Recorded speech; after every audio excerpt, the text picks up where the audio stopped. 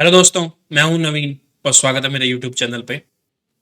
आज की वीडियो बहुत ही इंटरेस्टिंग होने वाली है क्योंकि आज की वीडियो में मैं कवर करने वाला हूं हाइब्रिड सिस्टम, हाइब्रिड इन्वर्टर की फुल कॉन्फ़िगरेशन सेटिंग्स, जिसमें मैं बिल्कुल ए टू जेड दिखाऊंगा कि starting from first setting to the last setting कि क्या क्या सेटिंग्स होती हैं किसी भी हाइब्रिड इन्वर्टर में और क्या क्या उनका मतलब होता है और क्या क्या पॉसिबल वैल्यूज या पैरामीटर्स हैं जो हम सेट कर सकते हैं। जो मेरे पास हाइब्रिड इन्वर्टर है मैं उसमें आपको हर एक सेटिंग दिखाऊंगा। आप कोई भी इन्वर्टर यूज कर लीजिए, बस पैरामीटर का नोमेनक्लेचर या उनका नाम अलग होता है, मतलब सेम होता है। अगर आप किसी एक हाइब्रिड इन्वर्टर की सेटिंग सीख गए, आप किसी भी हाइब्रिड इन्वर्टर को कॉन्फ़िगर कर सकते हो अपने हिसाब से। तो चलिए, मैं आपको लेके चलता हूँ डायरेक्ट अपने इन्वर्टर के पैनल के ऊपर, जहाँ पे मैं आपको हर चीज़ बिल्कुल लाइव और प्रैक्टिकल दिखाऊंगा। तो दोस्तों मैं आ गया हूँ अपने इन्वर्टर के पास जो अभी ऑपरेशनल है। आप देख सकते हो पिंक कलर एलईडी एक्टिव है, मींस पीवी मोड अभी एक्टिव है। सिस्टम अभी ग्रिड सप्लाई मैंने बंद की हुई है, सोलर से 250 वोल्ट्स आए हुए हैं। आज थोड़ा क्लाउडी डे है दिल्ली एनसीआर के अंदर, तो करंट कभी कम होता है कभी ज़्यादा होता है। तो अभी 1.5 किलोवाट एनर्जी आई हुई है और 500 वॉट्स के अराउंड मेरा घर का लोड चला हुआ है। 16 एम से बैटरी चार्ज हो रही है। तो मैं क्या करता हूँ, मैं कैमरा को एक इस पॉइंट पे फोकस करके रख देता हूँ और फिर मैं शुरू करता हूँ एक एक करके पूरी कॉन्फ़िगरेशन इस इन्वर्टर की। एक चीज़ मैं बताता हूँ कि जो कॉन्फ़िगरेशन इस इन्वर्टर में है वो मोर और लेस सभी हाइब्रिड इन्वर्टर्स में होती हैं जिनमें ग्रिड एक्सपोर्ट की फैसिलिटी होती है। बस नोमेनक्लेचर या एब्रीविएशंस अलग हो सकती हैं, बाकी सब चीज़ें सेम होंगी। तो चलिए मैं कैमरा को फोकस करता हूँ और फिर एक एक करके सारी सेटिंग्स कवर करता हूँ। तो दोस्तों मैंने कैमरा सेट कर दिया है इस पर्टिकुलर डिस्प्ले पे और फंक्शनल बटन्स पे। यहाँ पे आप देख रहे होंगे अभी सोलर एक्टिव है, ग्रिड ऑफ है। मैं पहले आपको आइडिया दे देता हूँ। ये वो डिस्प्ले है जहाँ पे आप पूरी चीज़ें मॉनिटर कर सकते हो या कन्फिगर कर सकते हो। ये एक तरीके का HMI है, ह्यूमन मशीन इंटरफेस। यहाँ पे 4 फंक्शनल बटन्स हैं। ये एस्केप बटन है, ये नेविगेट अप, नेविगेट डाउन और ये एंटर बटन है। आपको अगर किसी पैरामीटर को सेव करना है तो एंटर बटन यूज़ करना है। अगर नेविगेट करना है पैरामीटर्स के नंबर्स में कि पहले वाला पैरामीटर या बाद वाला पैरामीटर, तो इन नेविगेट बटन्स का यूज़ करना है। तीसरा जो ये एस्केप बटन है आपको एग्जिट के लिए होता है। एक तरीके से आप किसी पैरामीटर में हो, वहाँ से एग्जिट करना है तो एस्केप बटन का आप यूज़ करोगे। तो चलिए हम ये एक मॉनिटरिंग मोड है। मॉनिटरिंग मोड का मतलब क्या है कि अभी किस तरीके से ऑपरेशन हो रहा है, आई मीन ग्रिड सप्लाई चल रही है या नहीं, या जो भी स्टेटस है, बैटरी स्टेटस, पीवी स्टेटस, आप मॉनिटर कर पा रहे हो हर चीज़। ये ग्रिड का करंट है, बैटरी चार्जिंग करंट है, करंट जो लोड है मेरा वो क्या है, इन्वर्टर की आउटपुट वोल्टेज, ग्रिड की वोल्टेज क्या है। अभी ग्रिड नहीं है तो ये ज़ीरो है। ये output frequency, output load in watts, ये पीवी पावर इन वाट्स और ये battery charging current. Input grid की इनपुट जो फ्रीक्वेंसी है वो क्या है, अभी ऑफ है इसलिए ज़ीरो है। यहाँ पे 37 डिग्री जो इन्वर्टर के अंदर हीट सिंक का उनका टेम्परेचर क्या है, MPPT चार्ज कंट्रोलर का टेम्परेचर क्या है, ये बैटरी की करंट वोल्टेज क्या है और परसेंटेज ऑफ लोड, मतलब जो इन्वर्टर की फुल कैपेसिटी है उसका कितने परसेंट लोड अभी चल रहा है, ये वो चीज़ मॉनिटर करने के लिए है। ये हमारा CPU वर्जन होता है 74.02। ये CPU वर्जन चेक करने के लिए होता है। तो ये मेरा होम स्क्रीन आ गया। नॉर्मली ऐसा रहता है जहाँ पे आपको आउटपुट वोल्टेज मिलती है इन्वर्टर की, voltage of PV panels, battery की current volts and the current load in watts. अब हम चलते हैं कॉन्फ़िगरेशन मोड में। ये था मेरा मॉनिटर मोड जहाँ पे मैं हर चीज़ को मॉनिटर कर पा रहा था। लेकिन अब मुझे इस चीज़ को कॉन्फ़िगर करना है, तो कैसे करेंगे। यहाँ पे जो एंटर बटन है इसको 3 सेकंड के लिए दबाना पड़ता है। देखिए मैं इन्वर्टर के पास खड़ा हूँ तो मे बी जो इन्वर्टर के फ़ैन है उसकी नॉइस आ रही होगी बीच में, उस चीज़ के लिए मैं माफ़ी चाहता हूँ। मैं कोशिश करूँगा कि वीडियो एडिटिंग के टाइम इस नॉइस को हटा पाऊँ। तो चलिए अब मैं आता हूँ कॉन्फ़िगरेशन मोड के अंदर। उसके लिए मुझे इस एंटर बटन को 3 सेकंड के लिए प्रेस करके रखना पड़ेगा। सबसे पहली सेटिंग्स है जो ZOH, ये C है या G है, ये गोटो की टर्म्स है। ये है मेरा पैरामीटर नंबर, ये है मेरी पैरामीटर वैल्यू। अभी मैं नंबर पे हूँ, मतलब पैरामीटर नंबर सेलेक्ट करना है मुझे और उसके बाद मैं पैरामीटर की वैल्यू चेंज कर पाऊँगा। 5 या 10 सेकंड के बाद ये टाइम आउट हो जाता है तो वापस अपने आप होम स्क्रीन पे आ जाता है। तो इसीलिए मुझे बार बार अंदर जाना पड़ेगा कॉन्फ़िगरेशन मोड में 3 सेकंड दबा के। अब मुझे इस पैरामीटर में जाना है तो यहाँ पे 2 वैल्यू होती हैं। मैं इसको अभी के लिए ZOH बोलता हूँ। ZOH और ZOE मतलब क्या है कि अगर मैंने ZOE लगा दिया तो ये फैक्ट्री डिफ़ॉल्ट सेट हो जाएगा। अगर मैंने ZOH लगाया तो यूज़र्स जो हम कॉन्फ़िगरेशन करेंगे वो एप्लीकेबल होंगी। तो अभी के लिए मैं ZOH लगाता हूँ और एस्केप से मैं बाहर आ जाऊँगा। अब ये ब्लिंक होना बंद हो गया, मतलब मैं वापस उसी सेटिंग में, मतलब मेन सेटिंग लेवल पे आ गया। उसके बाद नेक्स्ट सेटिंग या नेक्स्ट प्रोग्राम भी बोल सकते हैं या नेक्स्ट पैरामीटर भी। यहाँ पे है SUB, इसमें 3 वैल्यू सेट होती हैं। सॉरी, 2 में जाऊँगा मैं, एंटर, SUB, SBU और USB, ये 3 अलग अलग हैं। S का मतलब होता है सोलर, U का मतलब यूटिलिटी, B का मतलब बैटरी। ये इस पैरामीटर का मतलब है output source priority. Output source priority का मतलब कि जो आउटपुट लोड आएगा, मतलब जो पावर चाहिएगी वो कहाँ से आएगी। मैंने अभी के लिए SUB कर रखा है। ये बटन मैं बार बार दबाऊंगा क्योंकि हम टाइम आउट ना हो और होम स्क्रीन पे ना आ जाए। तो SUB सोलर से चल रहा है पहला लोड, सोलर नहीं होगा तो यूटिलिटी से, जब दोनों नहीं होंगे तो बैटरी से।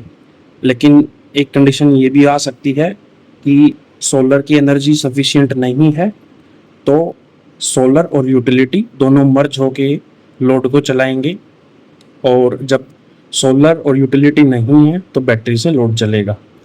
मुझे वापस जाना पड़ेगा कॉन्फ़िगरेशन मेनू में।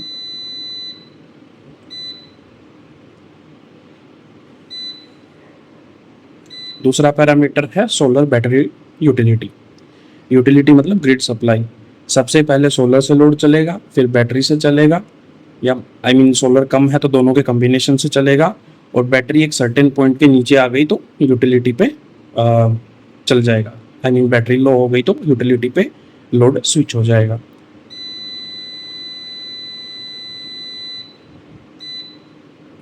और जो तीसरा पैरामीटर है यहाँ पे यूटिलिटी सोलर बैटरी। सबसे पहले लोड यूटिलिटी पे चलेगा, देन सोलर बैटरी के कॉम्बिनेशन से चलेगा। आई होप आपको समझ आ गया होगा। यहाँ पे सोलर बैटरी के कॉम्बिनेशन से चलेगा, फिर यूटिलिटी। तो बेस्ट जो सेविंग मोड है जो मैं रखता हूँ, सोलर यूटिलिटी बैटरी, ये वाला, ये मोड मुझे रखना है। तो मैं एंटर करूँगा, पैरामीटर सेव। अब मैं वापस मेन मेनू में आ गया। यहाँ से नेक्स्ट पैरामीटर है मेरा चार्जिंग करंट। ये जो चार्जिंग करंट है ये एडिशन है सोलर करंट की और ग्रिड करंट की। सोलर चार्जिंग करंट और ग्रिड चार्जिंग करंट दोनों का एडिशन है। तो टोटल मैक्सिमम चार्जिंग करंट होगा वो ये होगा। आप इसको सेट कर सकते हो। आपको क्या करना है, दोबारा जाना पड़ेगा, पैरामीटर नंबर 2, एंटर। आप इसकी वैल्यू अलग अलग सेट कर सकते हो। ये वैल्यू जो सेट होती है 70, जैसे ये हो गया 60, 50, ये 10 से लेके 120 तक होती है। तो मैं इसको दिखा सकता हूँ आपको। ये 20 हो गया, सॉरी 10, 120 तक आएगी। तो मैं इसको बेसिकली 80 पे रखता हूँ सेट। अब इसका कोई रीज़न नहीं है क्योंकि मेरी मैक्सिमम सोलर पावर सप्लाई इतनी ही है कि 80 एम से बैटरी को चार्ज कर पाए। अदरवाइज़ आप इसको जो भी आपको अच्छा लगता है पैरामीटर तो वो आप यहाँ पे सेट कर सकते हैं। मैं बोलूँगा लेड एसिड बैटरी में इसको कम रखें, लिथियम बैटरी में आप इसको कितना भी रख सकते हैं। मैं इसको एंटर करूँगा, फिर से पैरामीटर 2 कवर कर चुका मैं, पैरामीटर 3। आउटपुट जो होगा वो एसी इनपुट वोल्टेज रेंज की बात कर रहा है ये। यूपीएस का मतलब जो यूपीएस सप्लाई देनी है जिसमें आपकी जो इनपुट सप्लाई वोल्टेज रेंज है वो होनी चाहिए 170 टू 280, 117 से 280। अगर मैं इसको एपीएल करूँगा तो ये अप्लायंस मोड में आ जाएगा, जिसमें इनपुट एक्सेप्टेबल रेंज है वो है 90 वोल्ट से लेके 280 वोल्ट तक। तो अभी मैं इसको यूपीएस मोड में रखता हूँ क्योंकि मेरे घर में ज़्यादा पावर फ्लक्चुएशन नहीं होते। अब मैं आता हूँ नंबर 5 पैरामीटर पे, 4 वाला है ही नहीं, 5 वाले पे। यहाँ पे है बैटरी टाइप। मेरे पास लिथियम बैटरी है तो मैंने लिथियम बैटरी लगा रखा है। यहाँ पे अगर मैं आपको दिखाऊं तो ऑप्शन क्या क्या है, इसमें एक होता है LIC, LIP, LIL,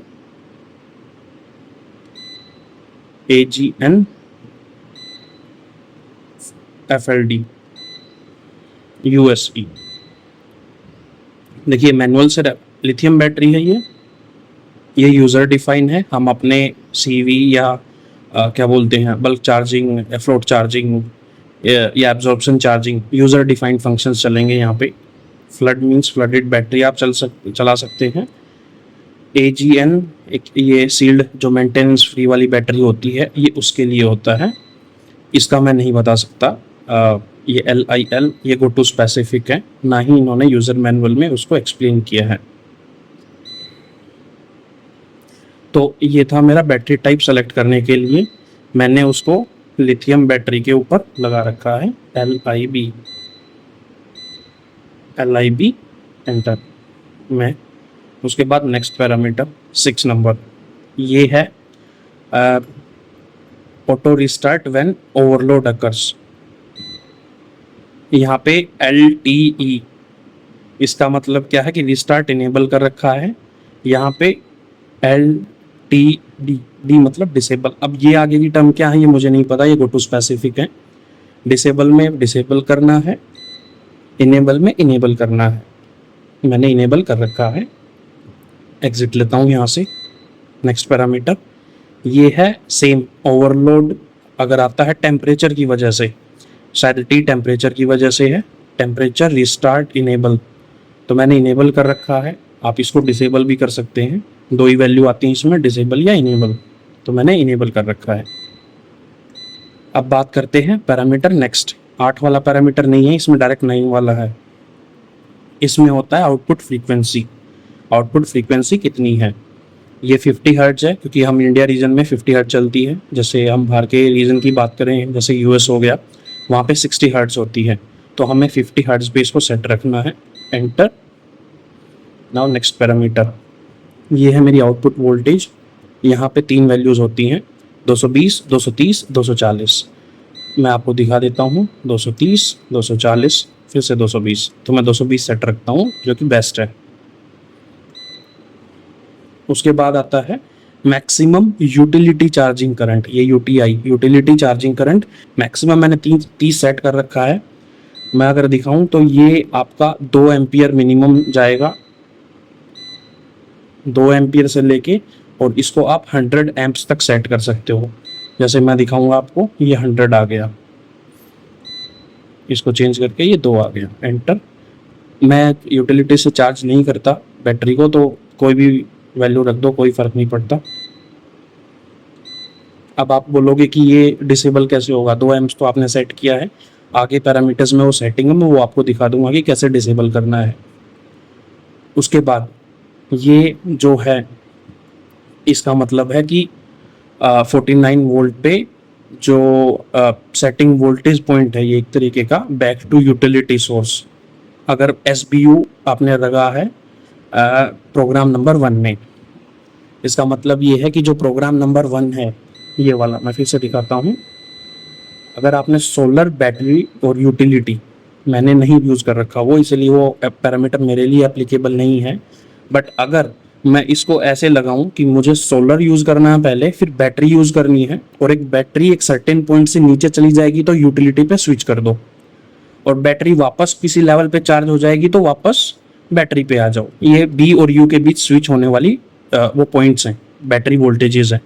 तो ये जो आगे के पैरामीटर है 12 वाला और 13 वाला, तो वो एप्लीकेबल होगा अगर मैंने पैरामीटर नंबर 1 के अंदर सोलर बैटरी यूटिलिटी सेलेक्ट किया है।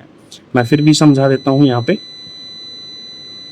अभी मैंने जो सेट कर रखा है वो सोलर यूटिलिटी है, तो ये 12 और 13 मेरे लिए एप्लीकेबल नहीं है। अगर SBU होगा तभी 12 और 13 एप्लीकेबल होंगे। मैं जाता हूँ वहाँ पे ही वापस।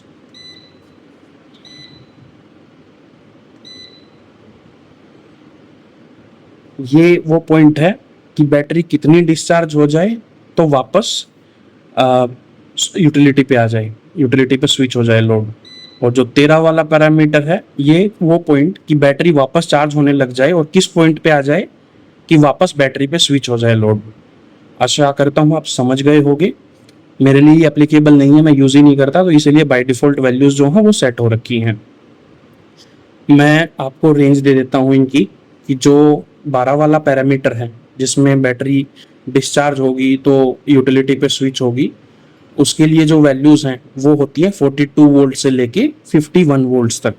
48 बैटरी वोल्ट के केस में मैं बता रहा हूँ, 42 से लेके 51 तक होती हैं। और जो 30 नंबर पैरामीटर होता है जिसमें बैटरी चार्ज हो जाएगी और उसके बाद वापस यूटिलिटी पे स्विच बैटरी पे स्विच होगा, तो वो वैल्यू होती है आपकी 48 वोल्ट से लेके 54 वोल्ट के बीच। ये मैं यूज़र मैनुअल का एक एज ए रेफरेंस लेके मैं आपको बता रहा हूँ। तो हम कवर कर चुके हैं 13 पैरामीटर तक। मैं वापस आता हूँ 13 में।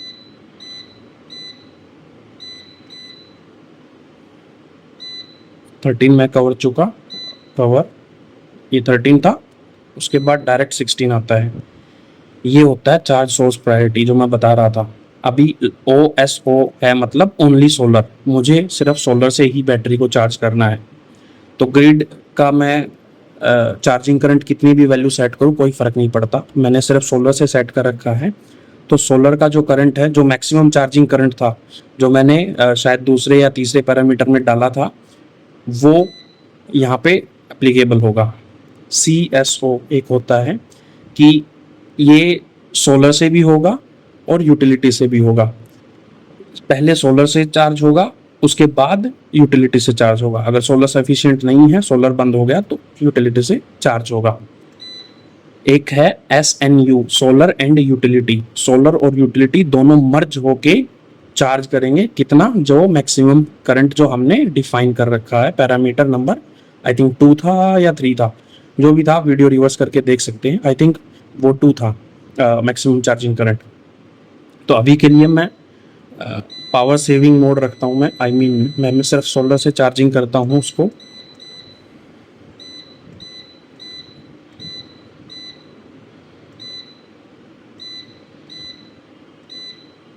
हाँ, ओनली सोलर पे है। उसके बाद आता हूँ 17 वाला पैरामीटर जो है वो मिसिंग है, डायरेक्ट है 18 वाला पैरामीटर। 18 वाला पैरामीटर जो है वो है अलार्म कंट्रोल। अलार्म को ऑन करना है या ऑफ, तो अभी मैंने ऑन कर रखा है। बीप ऑन, मतलब अलार्म की बीप ऑन है। अगर मैं इस पे जाऊँगा तो बीप ऑफ हो जाएगी। तो मैं हमेशा बीप ऑन करता हूँ, अगर सिस्टम में कोई फॉल्ट है तो मुझे अलार्म मिल जाएगा। ये इसका मतलब है। एस्केप करता हूँ, मैं यहाँ से निकलता हूँ। नेक्स्ट पैरामीटर है कि auto return to default display screen. जब मैं मॉनिटर मोड में होता हूँ तो मैं किसी अलग अलग स्क्रीन पे स्विच करता हूँ। क्या आप चाहते हो कि जो लास्ट स्क्रीन मैंने देखा है, मॉनिटर किया है, वही फ्रीज हो जाए या वापस होम स्क्रीन पे आ जाए? तो ये वो इनेबल और डिसेबल है। जैसे देखो यहाँ पे ये अलग अलग स्क्रीन स्विच किया।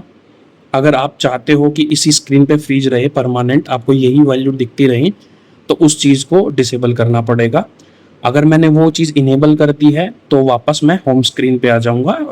कुछ सेकंड्स के बाद, शायद 1 मिनट का टाइम है, 1 मिनट के बाद मैं वापस होम स्क्रीन पे आ जाऊंगा, जो कि ये वाली है। इसको दबाते ही होम स्क्रीन आ जाएगा, ये वाली है। तो 19 वाला पैरामीटर वही था कि auto return to default display screen. उसके बाद है 19 नंबर हो गया था, 20 नंबर पे जाते हैं। सॉरी, एक सेकंड, 19 हो गया था, मैंने रिटर्न टू इनेबल मैंने कर रखा है 20। लाइट ऑफ, जो बैकलाइट होती है ये वाली, ये मैंने ऑफ कर रखी है। ये कुछ टाइम के बाद, शायद 30 सेकंड या 1 मिनट के बाद ऑफ हो जाती है, तो मैं इसको ऑन नहीं रखता। अगर आपको परमानेंट ऑन रखनी है तो उसको लाइट को ऑन कर दो, ये वाला पैरामीटर, इसको सेव कर दो। मुझे सेव नहीं करना, ऑफ ही करना है, तो मैं इसको ऑफ पे करके एंटर कर दूंगा, डन। उसके बाद नेक्स्ट पैरामीटर ये है अलार्म ऑन, एक तरीके का beep while primary source is interrupted. मतलब जो प्राइमरी सोर्स अभी चला रहा है पूरे घर के लोड को, वो चाहे यूटिलिटी है या सोलर है, अगर वो इंटरप्ट होता है तो ये बीप देगा। मैं एक प्रैक्टिकल एग्जांपल दिखाता हूँ। जैसे मैं कैमरा को थोड़ा हिला रहा हूँ, ये सोलर की एमसीबी है, प्राइमरी अभी सोर्स सोलर है, तो मैं इसको डाउन कर देता हूँ। देखो उसने बीप दिया, वो बैटरी मोड में चला गया। अब मैं सोलर को वापस एक्टिव करता हूँ और ये वापस सोलर को डिटेक्ट करेगा और इसने फिर से बीप दिया और ये देखिए ये पर्पल एलईडी आ गई। तो ये वो चीज़ थी, मैं आपको बिल्कुल प्रैक्टिकल करके दिखा रहा हूँ कि हर पैरामीटर का मतलब क्या है। ऐसा ही सेम एक्सपीरियंस आप करोगे अलग अलग मॉडल्स में, अलग अलग कंपनीज के। सब चीज़ यही होती हैं, सेम ही होती हैं, सेम पैरामीटर, बस पैरामीटर का नोमेनक्लेचर जो यहाँ पे लेटर लिखे आ रहे हैं वो बस डिफरेंट होते हैं, मतलब सेम ही होता है। वापस जाते हैं। अभी देखा था आपने एलईडी जो बैकलाइट है वो बंद थी, क्योंकि मैंने बंद कर रखी है। किसी भी बटन को दबाऊंगा तो वो ऑन हो जाएगी। वापस जाता हूँ मैं। 22 पैरामीटर तक मैं कर चुका था कवर, टोटल 42 तक हैं। वीडियो थोड़ी लंबी हो रही है, बट मैं फिर भी कोशिश करूंगा कि आपको हर चीज़ एक्सप्लेन करूं। ये ऑन किया था मैंने अलार्म ऑन, जो प्राइमरी सोर्स इंटरप्ट होगा। 23 वाला बाईपास इनेबल। बाईपास इनेबल का मतलब क्या है कि अगर आपका ओवरलोड आता है तो बाईपास कर देगा, मतलब ग्रिड सप्लाई को डायरेक्ट आउटपुट में दे देगा। मैंने इनेबल कर रखा है कि कोई बैटरी पे या सोलर पे अगर कोई लोड चल रहा है और ओवरलोड आ जाएगा, मान लीजिए कोई मोटर स्टार्ट कर दिया, 1-2 एसी एक साथ चला दिए, हालांकि ऐसा नहीं होता, 2-3 एसी चला देता, बट मान लीजिए कोई जर्क लोड है जिसकी वजह से ओवरलोड आ गया, तो वापस ये ग्रिड सप्लाई में स्विच हो जाएगा।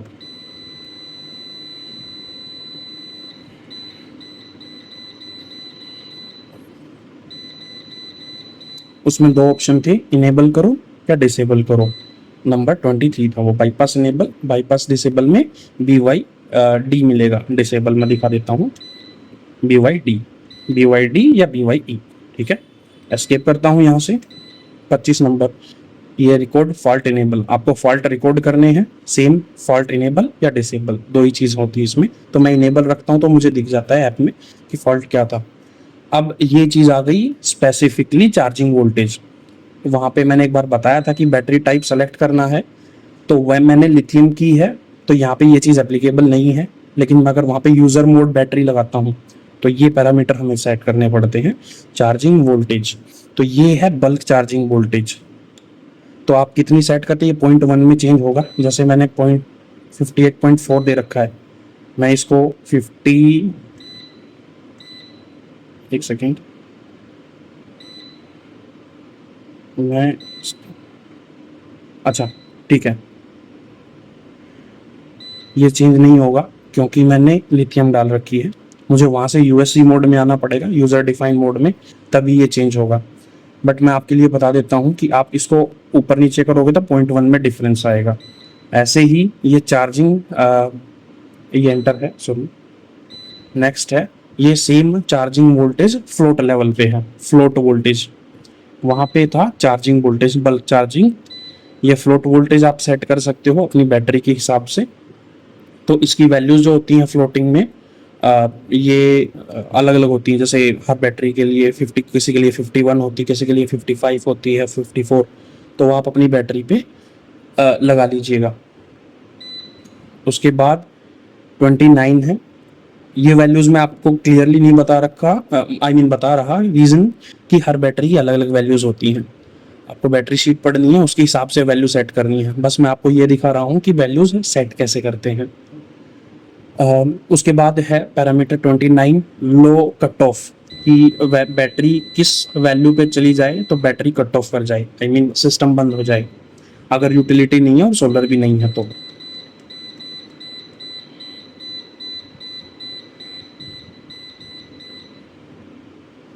ये लो कट ऑफ मैंने 40, हालांकि मैंने कुछ नहीं डाला, ये बाय डिफॉल्ट है, मैंने लिथियम डाल रखा तो लिथियम के हिसाब से ऑटो एडजस्ट कर लेता हूँ।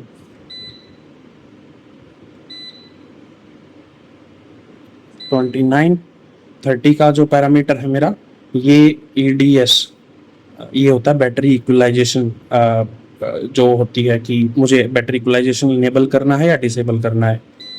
इक्विलाइजेशन मैं आपको समझाऊंगा, ये वीडियो कवर हो जाएगी उसके बाद, क्योंकि मैं टाइम नहीं लगाऊंगा यहाँ पे सामने।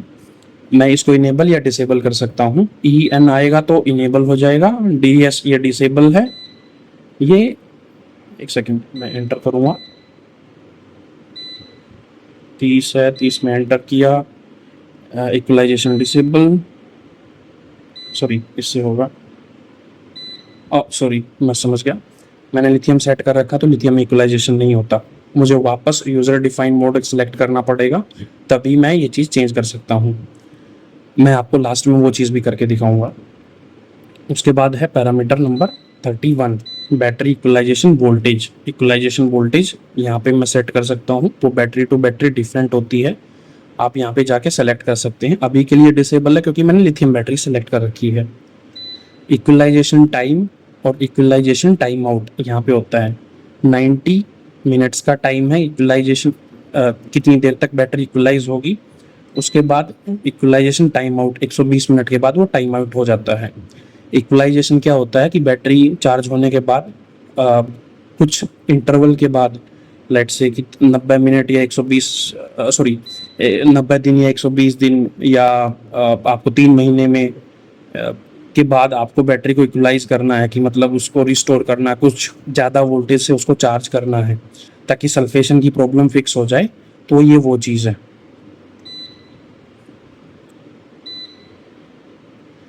पांचवा है बैटरी इक्वलाइजेशन इंटरवल। देखो 3 चीज़ थी, मैं फिर से रिपीट कर रहा हूँ। 33 में बैटरी इक्वलाइजेशन टाइम, कितनी देर तक इक्वलाइज करेगा ये इन्वर्टर बैटरी को, कितनी देर तक इक्वलाइज करने के लिए कोशिश करता रहेगा, ये डिफरेंस है। अगर बैटरी उस लेवल तक नहीं आ रही इक्वलाइजेशन वोल्टेज तक, तो वो 120 मिनट तक ट्राई करता रहेगा। और कितने दिन बाद, ये साइकिल है, कितने दिन बाद वो ट्राई करेगा, यही चीज़ रिपीट करता रहेगा, ये वो है इक्वलाइजेशन इंटरवल। तो 3 पैरामीटर थे, इक्वलाइज टाइम आउट और इक्वलाइज इंटरवल। उसके बाद 36 वाला पैरामीटर है इक्वलाइजेशन एक्टिवेटेड इमीडिएटली, कि अभी जैसे ही मैं सेट करूंगा तो अभी इक्वलाइजेशन स्टार्ट हो जाएगा। तो ये अभी के लिए डिसेबल है, इक्वलाइजेशन डिसेबल। इसको मैं इक्वलाइजेशन इनेबल भी कर सकता हूँ, यहाँ नहीं कर सकता क्योंकि मैंने लिथियम बैटरी एक्टिवेट कर रखी है। और उसके बाद जो मल्टीपल व्यूअर्स में से पूछ रहे थे कि ये ग्रिड टाई ऑपरेशन भी करता है या नहीं, तो वो चीज़ मैं बताता हूँ। मैं पीछे से रिटर्न जाता हूँ, जल्दी जाऊँगा। हम 36 बता दिया था मैंने, इक्वलाइजेशन डिसेबल, जो इमीडिएट इक्वलाइजेशन है वो। ये है ग्रिड टाई ऑपरेशन। यहाँ पे 2 वैल्यूज़ हैं, ऑफ का मतलब है ये ऑफ ग्रिड मोड में है। अगर मैं इसको दिखाऊंगा चेंज करके, HYD आ जाएगा, ये हाइब्रिड मोड। हाइब्रिड मैंने जैसे ही डाला, ये इन्वर्टर एक्सपोर्ट करना स्टार्ट कर देगा ग्रिड में। अब कितना एक्सपोर्ट करेगा वो वैल्यू आगे है, अभी के लिए मैं एस्केप करता हूँ। 38 के अंदर ये एक्सपोर्ट करंट की वैल्यू सेट होती है। हर क्लिक पे ये 2 एम्प से इंक्रीमेंट होगा।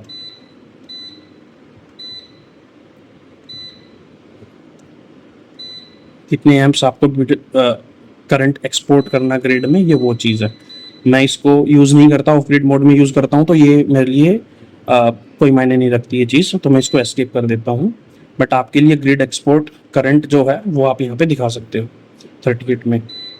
एलईडी पैटर्न लाइट, जो ये मेरी लाइट है ये वाली, इसको ऑन रखना है या ऑफ रखना है, ये वो चीज़ है।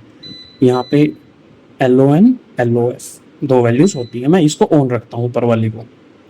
एस्केप 41 ड्यूअल आउटपुट ऑफ, ये ड्यूअल आउटपुट है, इसको ऑन मतलब इन्वर्टर एक सर्टेन वोल्टेज लेवल पे प्राइमरी आउटपुट बंद हो जाएगी, सेकेंडरी ऑन हो जाएगी, तो वो चीज़ ऑन करनी है या ऑफ। तो मैं टोटल पूरा लोड प्राइमरी पे रखता हूँ, मैं ये चीज़ यूज़ ही नहीं करता, इसीलिए मैंने ऑफ कर रखा है। फिर भी मैं आपको दिखा देता हूँ ये चीज़। L2O मतलब ड्यूअल आउटपुट यूज़ करना है, ये ऑन है, ये ऑफ है। इन एब्रीवेशंस का क्या मतलब है ये गोटू ही जानता है, बट इनका मतलब मैंने यूज़र मैनुअल के रेफरेंस से मैंने बता दिया है। एस्केप करता हूँ। Last parameter 42 enter the dual output functional voltage. मैंने बताया अगर आपने ड्यूअल आउटपुट इनेबल कर रखा है तो बैटरी के किस पॉइंट पे जाके प्राइमरी सोर्स की वैल्यू प्राइमरी आउटपुट बंद हो जाएगा बट सेकेंडरी चलता रहेगा, ये वो वोल्टेज है। आप यहाँ पे सेट कर सकते हो इसको। तो ये थी पूरी सेटिंग्स 42 की 42। मैं फिर से दिखाता हूँ, ये 0001 और मैं इसको वापस जाता हूँ 42 से आ जाती है। ये सारी सेटिंग्स थी गोटू इन्वर्टर की, जिसमें पूरा मैंने कवर किया है कि एक एक ऑपरेशंस कैसे, क्या क्या पॉसिबल वैल्यूज हैं जो आप इसमें कर सकते हो, क्या क्या पॉसिबल चीज़ें हैं। अब मैं आपको वो लास्ट चीज़ दिखाता हूँ कि बैटरी टाइप क्या है। बैटरी टाइप के हिसाब से वैल्यू चेंज करना, जैसे मैंने बताया था वो 5 नंबर का पैरामीटर है जिसमें आप बैटरी टाइप चेंज कर सकते हो। अभी लिथियम बैटरी है, मैं इसको यूज़र स्पेसिफिक डाल देता हूँ, यूज़र स्पेसिफिक एस्केप, ठीक है। अब मैं वो वैल्यू सेट कर सकता हूँ जो मैं बता रहा था। मैं कोई एक वैल्यू सेट करके दिखाऊंगा आपको। पीछे से जाता हूँ, जल्दी जाएगी। 90 डेज 54, ये इक्वलाइजेशन वोल्टेज है, ये नहीं चाहिए मुझे charging cut off voltage, floating voltage, charging, ये पल्क चार्जिंग वोल्टेज, इसको मैं सेट करके दिखाता हूँ। इसमें एंटर किया, देखो अब ये वैल्यू चेंज हो रही है। मैं इसको कोई भी वैल्यू रख देता हूँ। ये थोड़ा रिस्की है क्योंकि मैं लिथियम बैटरी कनेक्ट कर चुका हूँ, ये उस हिसाब से बात करेगा। अभी के लिए मैं नॉर्मल 57.4 रख दिया, एस्केप, और ये चीज़ सेव हो जाएगी। ये ऐसे आप यूज़र डिफाइंड फंक्शन चलाओगे तो बैटरी के सारा पैरामीटर आप उसको सेट कर सकते हो। मैं वापस जाऊंगा अपने मोड में और उसको लिथियम बैटरी में सेलेक्ट कर दूँगा। सॉरी, अरे इसमें यूज़र डिफाइन, मुझे उसको लिथियम बैटरी सेलेक्ट करना है, एस्केप। यहाँ पे एक LI की टर्म है, ये दिखी आ जाएगी लिथियम बैटरी। तो ये थी पूरी सेटिंग्स गोटू की। सेम सेटिंग्स आप किसी भी इन्वर्टर में यूज़ कर सकते हो जो हाइब्रिड इन्वर्टर होगा। तो दोस्तों ये थी हाइब्रिड इन्वर्टर की फुल सेटिंग्स। मैंने 1 से लेके 42 सेटिंग्स जो मेरे इन्वर्टर के अंदर है वो बिल्कुल प्रैक्टिकल करके दिखाई। अगर आपको किसी भी सेटिंग में कोई इश्यू है, आपको समझना है, आप कमेंट सेक्शन में आप अपनी राय दे सकते हैं, आप अपना सवाल पूछ सकते हैं। अगर आपको मेरी वीडियो अच्छी लगे तो प्लीज़ उसको लाइक कीजिएगा, अपना फीडबैक मुझे कमेंट सेक्शन में डालिएगा, और अगर आप मेरे चैनल पर नए हैं तो प्लीज़ उसको सब्सक्राइब कीजिएगा। एक चीज़ मैं क्लियर करता हूँ, ये जो वीडियो मैंने बनाई है ये मेरी टू डू लिस्ट में नहीं थी, ये मेरे किसी एक व्यूअर ने बार बार अलग अलग वीडियोस पे कमेंट डाले हैं, उसके बिहाफ पे मैंने बनाया है। और मैं सच में बताऊं तो मल्टीपल व्यूअर्स से ये चीज़ आई थी, इसीलिए मैंने ये वीडियो ऑन प्रायोरिटी बनाई है। अगर आप भी चाहते हो मैं किसी चीज़ पे वीडियो बनाऊं जो आपको लगे कि ये अच्छी रहेगी मल्टीपल व्यूअर्स के लिए, ना कि किसी एक व्यूअर्स के लिए, तो मुझे आप कमेंट सेक्शन में बता सकते हैं। मैं पूरी कोशिश करूंगा आपके उस टॉपिक पे वीडियो बनाने के लिए। मैं मिलता हूं अगली किसी इंटरेस्टिंग वीडियो में किसी इंटरेस्टिंग टॉपिक के साथ। तब तक मुझे दीजिए इजाजत। नमस्कार।